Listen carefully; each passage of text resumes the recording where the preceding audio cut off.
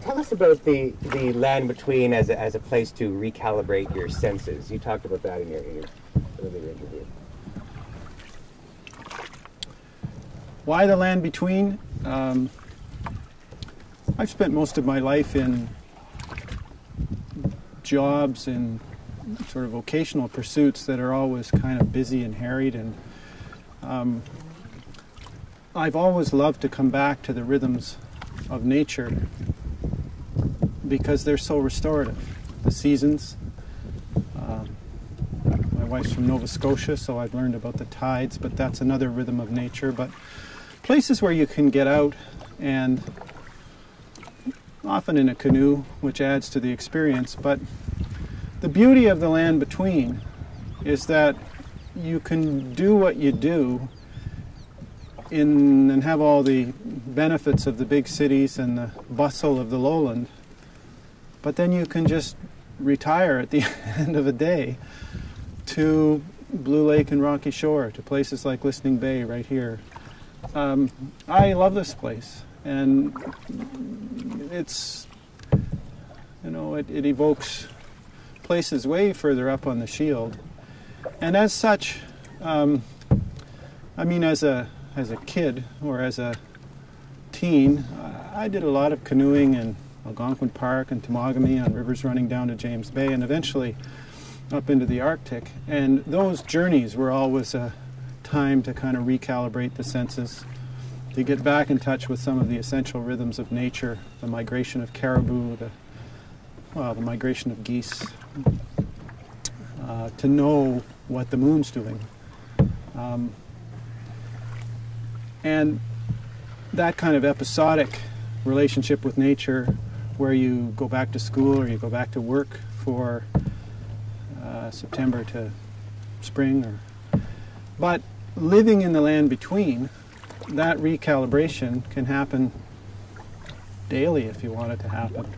I can't count the number of times I've come here with my wife or friends or members of the family, and we'd throw a thermos of coffee in the canoe, come out here at dusk, and it's just alive with frog song and ducks in season passing through. Occasionally we get tundra swans here who take this place over, and it's as if it's theirs, and we offend them by showing up here.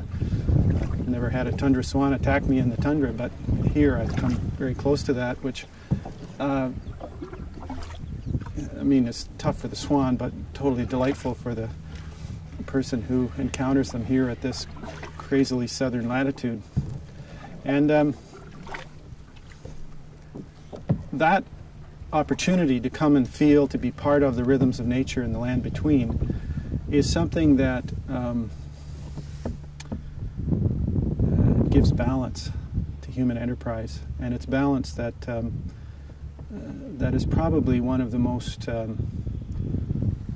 important kind of building blocks of this life, and I suspect many other lives as well.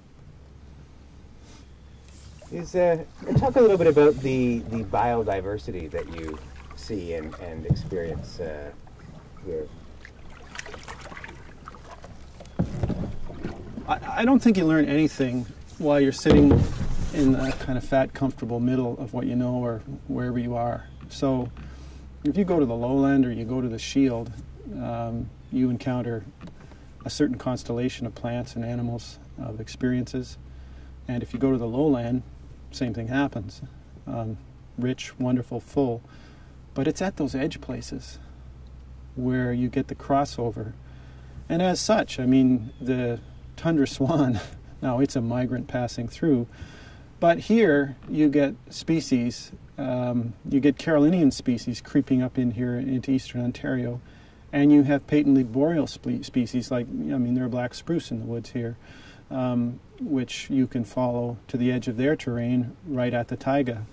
And so in a lot of ways, the betweenness of the place and the richness of the place, the physical richness of the land between, is in a lot of ways for me a kind of metaphor for thinking about the world and thinking about how we learn. And learning, I think, happens most dramatically, most memorably, most permanently at the edges of things. And I think that's one of the reasons why people are drawn to the land between, because it has a kind of overlap of richness.